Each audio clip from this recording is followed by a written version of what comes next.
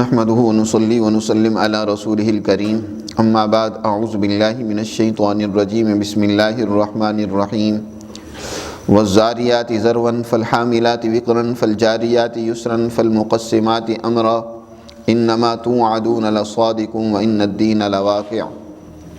صدق اللہ العظیم۔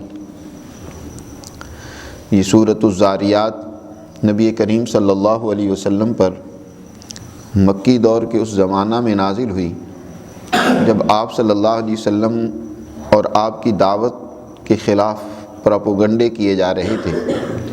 کبھی آپ کو شاعر، کبھی آپ کو کاہن، کبھی آپ کو ساحر، مختلف ناموں سے، مختلف پروپیگنڈوں سے آپ کو جو ہے وہ بدنام کرنے کی کوشش کی جا رہی تھی کہ لوگ آپ کی بات نہ سن سکیں۔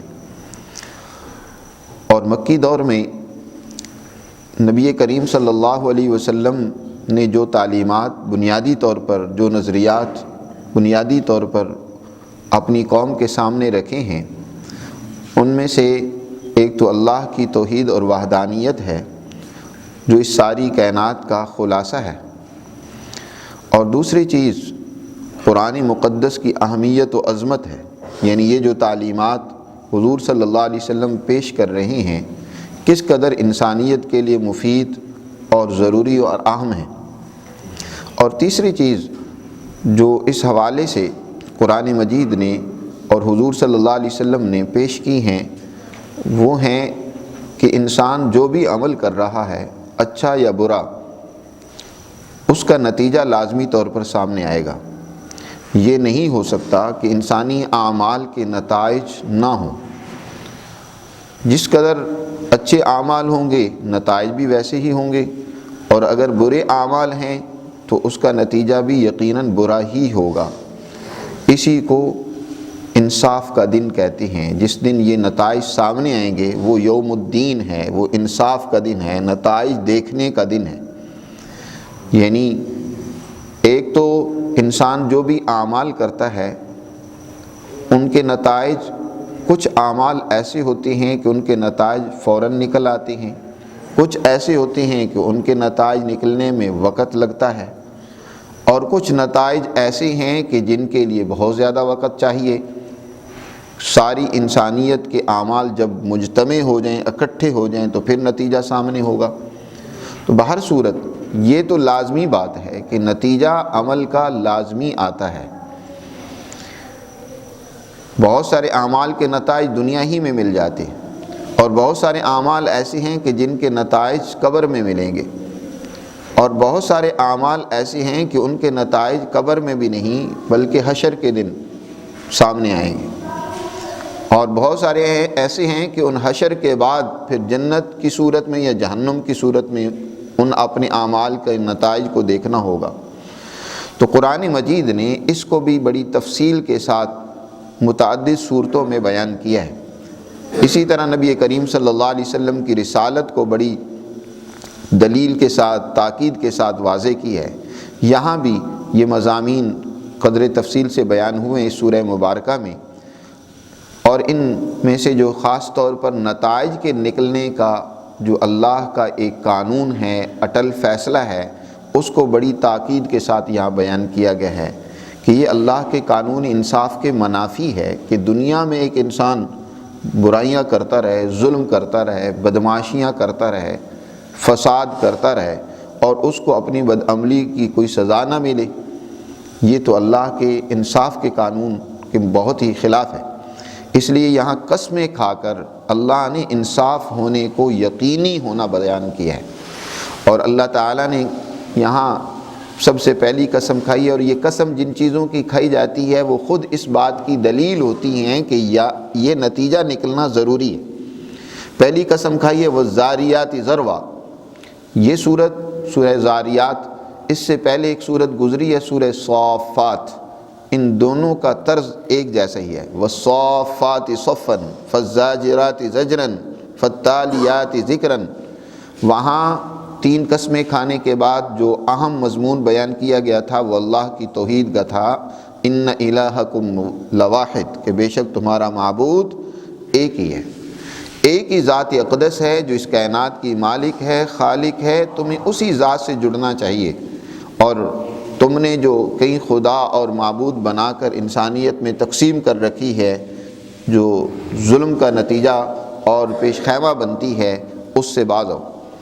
یہاں اسی طرح اللہ نے والذاریات ذروا فالحاملات وقرا فالجاریات یسرا فالمقسمات امرا، 4 چیزوں کی قسم کھا کر فرمایا انما توعدون لصادق وان الدین لواقع، کہ جو کچھ تم سے وعدہ کیا جا رہا ہے نا، نتائج کے اعمال کے نتائج کے ظاہر ہونے کا، وہ وعدہ درست اور سچا ہے، غلط بات نہیں، محض ایسی تمہیں ڈرانے اور دھمکانے کی بات نہیں ہے۔ وَإِنَّ الدِّينَ لَوَاقِعٌ، بے شک انصاف یقینی طور پر ہوگا۔ سب سے پہلی قسم کھائی اللہ نے وَالذَّارِيَاتِ ذَرْوًا، ذاریات بکھیرنے والی، چیزوں کو بکھیرنے والی، ذرون اسی سے مصدر ہے، بکھیرنے والی اس سے مراد ہوائیں بھی ہیں، کہ ہوائیں جب چلتی ہیں تو وہ درختوں پہ لگے بیج کو بکھیرتی ہیں، جس سے بے شمار اور درخت پیدا ہونا شروع ہو جاتے ہیں۔ آپ جنگلات میں چلے جائیں، حالانکہ وہاں کوئی ان درختوں کے بیج کو کاشت نہیں کرتا، لیکن ہوائیں ان بیج کو بکھیرتی ہیں، وہ جنگل بنتے چلے جاتے ہیں، وہاں پودے نئے سے نئے اگتے چلے جاتے ہیں۔ بالکل اسی طرح جیسے ہوائیں بیج کو بکھیرتی ہیں اور اس کا نتیجہ سامنے آتا ہے ایک درخت کی صورت میں، درخت بن کر سامنے آ جاتا ہے، اسی طرح یقیناً جو تم اعمال کر کے اس کے نتائج معاشروں میں بکھیر رہے ہو، جو بھی انسان عمل کرتا ہے اس عمل کا اثر یا نتیجہ معاشرے میں ضرور ظاہر ہوتا ہے، تو اس کا نتیجہ بھی تمہارے سامنے آئے گا۔ انسان اگر اچھا کردار ادا کرتا ہے تو اس کے نتیجے میں معاشرے کی تشکیل اچھی ہوتی ہے، وہ معاشرہ بھی ایک جنت کا نمونہ بنتا ہے، اور اگر انسان غلط کردار ادا کرتا ہے، منفی سوچ رکھتا ہے، دوسرے کو لوٹنے کی، دھوکہ دینے کی سوچ رکھتا ہے، تو جو معاشرے کی تشکیل ہوگی وہ بھی بری ہوگی۔ تو والذاریات ذروا فالحاملات وقرا، پس اٹھانے والی، بوجھ کو اٹھانے والی ہواؤں کی قسم۔ ہوائیں سمندروں سے منوں ٹنوں پانی اٹھا کر لاتی ہیں، اور جہاں ان کے رب کا حکم ہوتا ہے وہاں وہ ہوائیں اس پانی کو گراتی ہیں، بارش کی صورت میں برساتی ہیں۔ اور یہ ہم دیکھتے ہیں اپنی زندگی میں، بارہا اس کا مشاہدہ کرتے ہیں کہ کس طرح بادل کہاں سے اٹھتے ہیں جن میں ٹنوں پانی ہوتا ہے، اور وہ ایک علاقے میں، ایک جگہ پر وہ جا کر برسنا شروع ہو جاتے ہیں۔ کئی مرتبہ ایک قریب علاقے میں برس رہے ہوتے ہیں اور دوسری جگہ پر بالکل خشکی ہوتی ہے، وہاں کوئی پانی کا قطرہ نہیں ہوتا۔ تو فالحاملات وقرا، پس پانی کو اٹھانے والی، بوجھ کو اٹھانے والی ہواؤں کی قسم۔ فالجاریات یسرا، پھر قسم ہے ان کشتیوں کی، ان ہواؤں کی جو کشتیوں کو بڑی آسانی کے ساتھ، سہولت کے ساتھ اپنی منزل کی طرف رواں دوا کرتی ہیں۔ سمندروں میں جب جہاز رانی ہوتی ہے، ہوائیں چلتی ہیں، تو اگر موافق ہوا ہوتی ہے تو بڑی سہولت اور آسانی کے ساتھ جہاز اپنی منزل کی طرف بڑھ جاتے ہیں، اور اگر مخالف ہوا ہوتی ہے تو اس کی وجہ سے جہازوں کے لیے چلنا مشکل ہو جاتا ہے، منزل دور ہو جاتی ہے۔ تو وہ بھی جیسے منزل کی طرف بڑھتے ہیں سہولت اور آسانی سے، ان ہواؤں کی قسم۔ فالمقسمات امرا، پھر قسم ہے ان ہواؤں کی جو اللہ کے حکم کو تقسیم کرنے والی ہیں۔ فالمقسمات امرا، اللہ کے حکم کو تقسیم کرنے والی، یعنی اللہ کے حکم کے مطابق پانی کو تقسیم کرنے والی، کہ جہاں ضرورت ہے وہاں پانی دیتی ہیں، برساتی ہیں، اور جہاں ضرورت نہیں ہے یا اللہ نہیں چاہتا وہاں پانی نہیں آتا۔ یہ جیسے ہواؤں کی قسمیں، بعض مفسرین نے کہا کہ یہاں مختلف ہواؤں کے جو امور اور ذمہ داریاں ہیں اللہ نے ان کو یہاں بیان کی ہے۔ اسی طرح محققین کی ایک جماعت مفسرین کی یہ کہتی ہے کہ اس سے مراد نبی کریم صلی اللہ علیہ وسلم کی وہ جماعت ہے، کیونکہ یاد رکھیں یہاں اللہ تعالیٰ نے صفات ذکر کی ہیں، موصوف کا ذکر نہیں کیا، یعنی جس چیز کی یہ صفات ہیں اس کا بیان نہیں، چاہے وہ ہوائیں ہوں، چاہے وہ فرشتے ہوں، چاہے وہ ایسی خواتین جو دنیا میں کردار ادا کرتی ہیں، بعض مفسرین نے جیسے خواتین کا ذکر کیا، یا اس سے مراد نبی کریم صلی اللہ علیہ وسلم کی وہ جماعت ہو جس کی حضور نے تربیت کی ہے مکی سوسائٹی میں، مکہ کے حالات میں۔ بعض مفسرین نے کہا کہ اس سے مراد حضور صلی اللہ علیہ وسلم کی وہ جماعت ہے۔ یہ الفاظ کیونکہ مؤنث کے ہیں، ہوائیں بھی مؤنث ہیں، جماعتیں وہ بھی مؤنث ہیں، خواتین یا عورتیں وہ بھی کیونکہ مؤنث ہوتی ہیں، یہ صفات تو کسی مؤنث ہی کی ہیں، لیکن موصوف ان کا کیا ہے اس کا ذکر یہاں نہیں ہے۔ وہ بہر صورت ہر ایک مفسر نے اپنی تحقیق کے مطابق اس کو بیان کیا ہے۔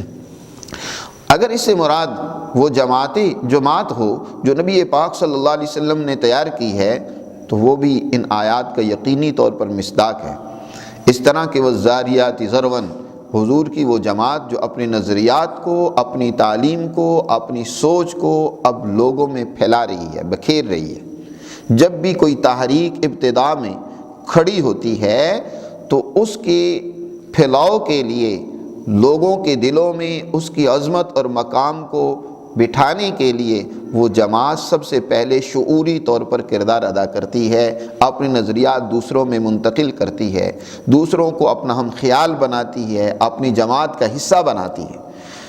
حضور صلی اللہ علیہ وسلم نے مکہ میں اور حضور کی سب جماعت نے، حضرت ابوبکر سے لے کر ایک عام صحابی تک، سب کی یہی سوچ اور فکر تھی۔ مکہ میں یہ ایک ہی ان کا مشن اور کام تھا کہ حضور سے سیکھا ہوا نظریہ اور فکر اور ایمان اس کو دوسروں میں کیسے منتقل کرنا ہے، دوسروں تک کیسے پہنچانا ہے۔ تو ان کی قسم کھائی جا رہی والذاریات ذرواً فالحاملات وقراً۔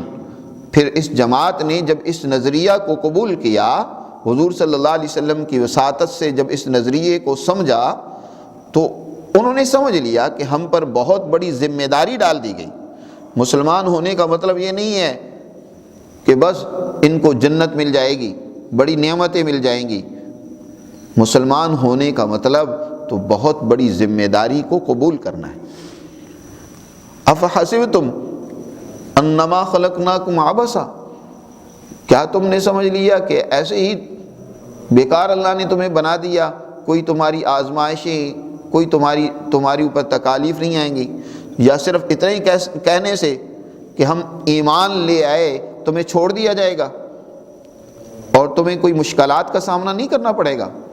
ایمان لانے کا مطلب گویا کہ بہت بڑی ذمہ داری کو قبول کرنا ہے، اور اس کے لیے ہر طرح کی قربانی، مالی، جانی اور ہر طرح کی قربانی کے لیے گویا اللہ سے عہد کرنا ہے۔ ایمان کیا ہے؟ اللہ تعالیٰ نے اس آیت مبارکہ میں بیان فرمایا، ان اللہ اشتری من المؤمنین انفسهم واموالهم بان لهم الجنہ۔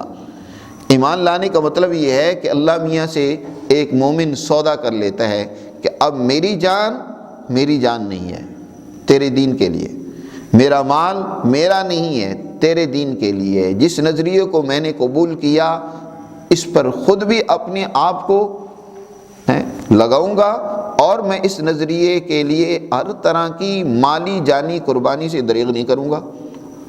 تو یہ ہے ایمان۔ تو ایک بہت بڑی ذمہ داری کو قبول کرنا ہوتا ہے۔ تو فالحاملات وقرا، ایک بوجھ اور ذمہ داری کو جو اٹھایا اس جماعت نے، نبی پاک صلی اللہ علیہ وسلم کی اس جماعت نے پوری ذمہ داری اٹھائی کہ دنیا سے ظلم کو مٹانا ہے، دنیا سے فساد کو، بد امنی کو، شرک کو دنیا کے اندر سے ختم کرنا ہے، جہالت کا خاتمہ کرنا ہے دنیا سے۔ دنیا کے اندر جو اس وقت مظلوم کے اوپر ظلم ہو رہا تھا، جو دنیا کے اندر اس وقت حقوق کو توڑا جا رہا تھا، اس وقت جو انسانیت کو پامال کیا جا رہا تھا، گویا یہ جماعت ذمہ داری اٹھا رہی ہے کہ اس وقت بڑی سے بڑی طاقت کیسر و کسریٰ کی ہی کیوں نہ ہو، ہم ان سے ٹکر لیں گے، ہم ظالم کا ہاتھ روکیں گے، مظلوم کی مدد کریں گے، اور ہم اس سچے نظریے کو جو اللہ نے قرآن مقدس کی صورت میں بواسطہ نبی کریم صلی اللہ علیہ وسلم کے ہمیں دیا ہے، اس کے لیے ہم ہر قربانی سے دریغ نہیں کریں گے، ہم ہر قربانی دینے کے لیے تیار ہیں۔ تو فالحاملات وقرا، جنہوں نے ایک بہت بڑے بوجھ کو اٹھایا اس جماعت کی قسم، فالجاریات یسرا، پھر وہ جماعت جو بڑی آہستگی اور سہولت کے ساتھ آگے بڑھ رہی ہے، ترقی کر رہی ہے۔ یہ جماعت ایک وقت تھا کہ اکیلے حضور تھے، ابو بکر ساتھ ملے، پھر رفتہ رفتہ یہ جماعت بڑھتی چلی گئی، یہاں تک کہ مکہ سے جب ہجرت فرماتے ہیں تو اس وقت حضور کے ساتھ 87 آدمی ہیں، 13 سال محنت کی، لیکن آہستہ آہستہ یہ جماعت آگے بڑھ رہی ہے، یہاں تک کہ جب نبی کریم صلی اللہ علیہ وسلم بدر کے میدان میں دشمن کا مقابلہ ہوتا ہے تو اب 87 آدمی 313 میں تبدیل ہو جاتے ہیں، بڑھ رہی ہے یہ جماعت۔ صلح حدیبیہ کے موقع پر 1500 افراد، 1400-1500 افراد پر یہ پہنچ جاتے ہیں، یہاں تک کہ جب مکہ فتح ہوتا ہے تو 10,000 افراد، اور نبی کریم صلی اللہ علیہ وسلم کے حجۃ الوداع کے موقع پر تو لاکھوں افراد ساتھ ہیں۔ جماعت بڑھ رہی ہے، آگے بڑھ رہی ہے، اپنے نظریات کو بھی پھیلا رہی ہے، اپنے کام کو بھی پھیلا رہی ہے، تو فالجاریات یسرا ہیں، بڑی سہولت اور آسانی اور سمجھداری کے ساتھ یہ جماعت آگے بڑھ رہی ہے، ان کے اس عمل کی قسم۔ فالمقسمات امرا، اور پھر یہ دنیا میں اللہ کے حکم کو قائم کرنے کے لیے اٹھی ہے۔ دنیا میں اللہ کا حکم کیا ہے جس کے لیے اللہ تعالیٰ نے تمام انبیاء علیہ السلام کو حکم دیا؟ یاد رکھو، قرآن نے اس کو واضح کیا ہے، لقد ارسلنا رسولنا بالبینات وانزلنا معهم الکتاب والمیزان لیقوم الناس بالقسط۔ ہم نے اپنے رسولوں کو بھیجا واضح تعلیمات دے کر، ہم نے کتابیں نازل کی ہیں اس لیے لیقوم الناس بالقسط، تاکہ انسانیت میں عدل و انصاف کو قائم کریں۔ دنیا میں عدل و انصاف کو قائم کرنا یہی تمام انبیاء علیہ السلام کا مشن رہا ہے، یہی سرکار دو عالم صلی اللہ علیہ وسلم کا مشن اور نظریہ تھا کہ دنیا میں ہم نے عدل کو قائم کرنا ہے۔ تو فالمقسمات امرا، اللہ کے حکم کو یہ دنیا میں تقسیم کرنے والی ہے، عدل کو قائم کرنے والی ہے یہ جماعت۔ تو یقیناً جب عدل قائم ہوگا تو ظالم کو اس کے ظلم کی سزا ملے گی، جو صحیح اور درست محنت کرے گا، کردار ادا کرے گا، اس کو بدلہ ملے گا، اس کی محنت کی قدر کی جائے گی۔ انما توعدون لصادق، بے شک جس کا ان سے وعدہ کیا جا رہا ہے وہ ضرور سچ، یقینی طور پر وہ وعدہ پورا ہوگا۔ لصادق، وہ وعدہ سچا ہے۔ یہ وہ وعدہ کیا ہے کہ ظالم کو ضرور سزا ملے گی۔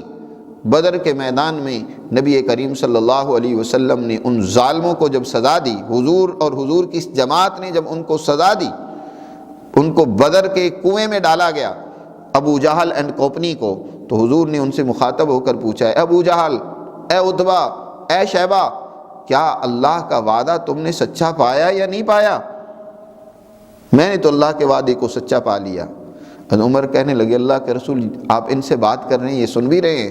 فرمایا، عمر تم سے زیادہ سن رہی ہیں، لیکن ان میں اب جواب دینے کی ہمت و طاقت نہیں ہے۔ تو وہی اللہ ارشاد فرمایا، انما توعدون لصادق، بے شک جو وعدہ کیا جا رہا ہے وہ سچا ہے، اور یہ بات بھی یقینی ہے کہ وَإِنَّ الدِّينَ لَوَاقِعٌ، انصاف ضرور ہوگا دنیا میں، عدل و انصاف کا قیام لازمی ہوگا، جس کے لیے انبیاء علیہ السلام تشریف لائے ہیں۔ یہ نہیں ہو سکتا کہ جس جماعت کی جدوجہد ایسے ضائع ہو جائے گی۔ کوئی بھی دنیا میں سچی جماعت اگر اللہ اور اس کے رسول کے بتائے ہوئے اصولوں کے مطابق محنت کرتی ہے، کوشش کرتی ہے، تو اس کے نتائج یقینی طور پر سامنے آتے ہیں۔ ایسا نہیں ہے کہ اس کے نتائج نہ نکلے۔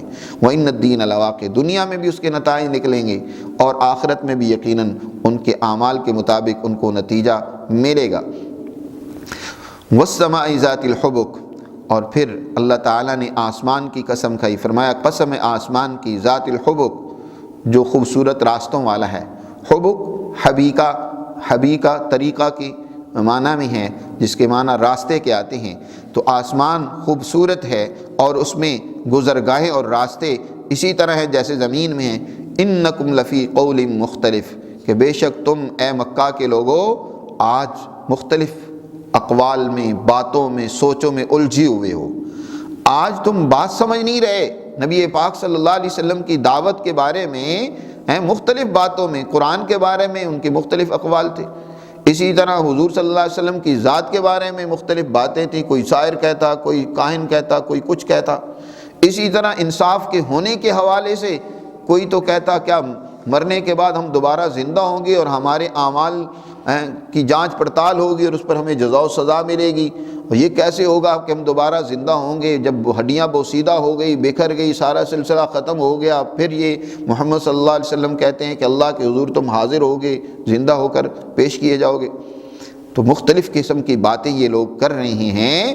یؤفک عنہ من افک، سچائی کی بات سے پھرے گا وہی جو حقیقت میں پھرا ہی ہوا ہے۔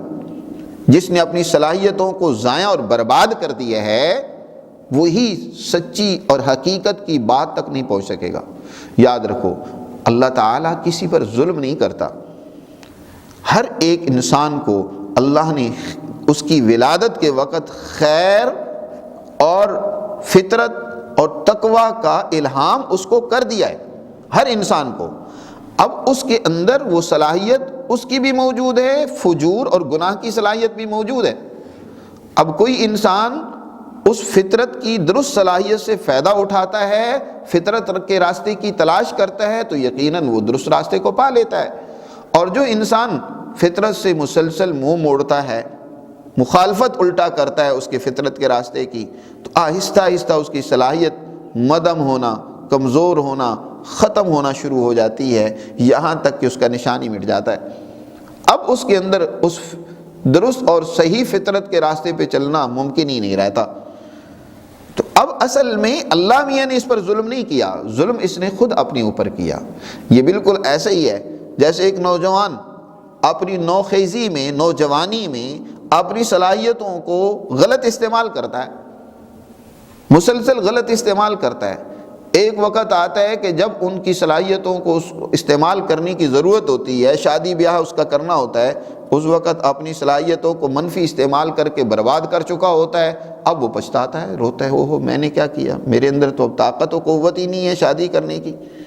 اب وہ ماں باپ سے کبھی معذرت کرتا ہے، کبھی کوئی بہانہ کرتا ہے۔ تو اب کسی اور کو ملامت نہ کرے، اپنے آپ کو ملامت کرے کہ اس نے اپنی اس طاقت و قوت کو خود اپنے ہاتھوں سے برباد کیا، خود اپنے آپ کو ضائع کیا۔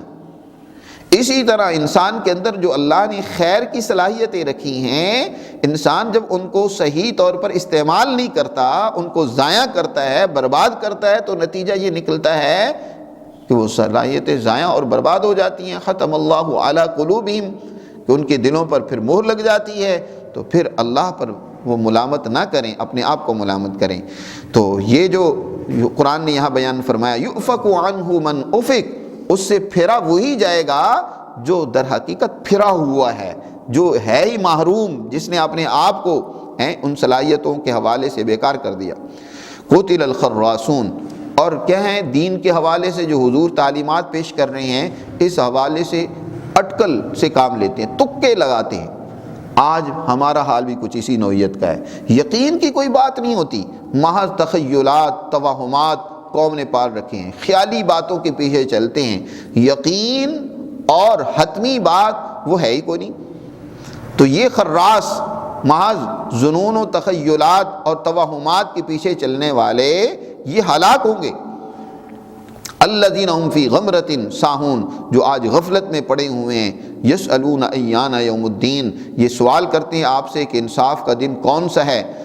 یومہم علی النار یفتنون، وہ دن ہے جس دن آگ کے اوپر ان کو تپایا جائے گا۔ ذوقوا فتنتکم، اور ان کو کہا جائے گا اپنے فتنے کے مزے کو چکھو جو دنیا میں تم نے فتنہ برپا کیا ہوا تھا۔ ھذا الذی کنتم بہ تستعجلون، یہی وہ عذاب ہے جس کے بارے میں دنیا میں تم جلدی مچاتے تھے۔